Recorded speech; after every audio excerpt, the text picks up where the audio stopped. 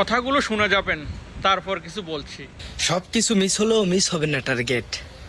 এক একটা রাজাকার মরবে, আর 10 কেজি করে মিষ্টি দেওয়া হবে মসজিদের মিলাতে। নেক্সট, প্রস্তুত থাকুন। ভাই, তুমি যে কথাগুলো বলছো, আমার মনে হয় না তুমি প্রকৃত একজন মুসলমান, একজন ইমানদার ঘরের সন্তান।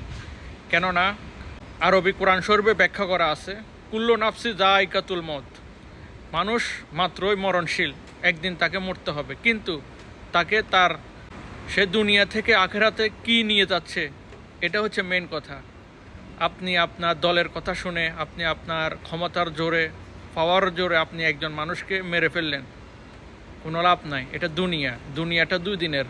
আপনি সারা জীবন থাকতে হবে আখেরাতে, যেটা আপনাকে জান্নাতে জাহান্নামে জ্বলতে হবে সারাটা জীবন। এত কষ্ট কিভাবে সহ্য করবেন? এই 1 মিনিটে একটা মানুষকে আপনি খুন করে ফেললেন, এগুলো বললেন না ভাই, ঠিক আছে? প্রকৃত মুসলমান কখনো এসব জঘন্য কাজ করে না, অতএব সাবধান।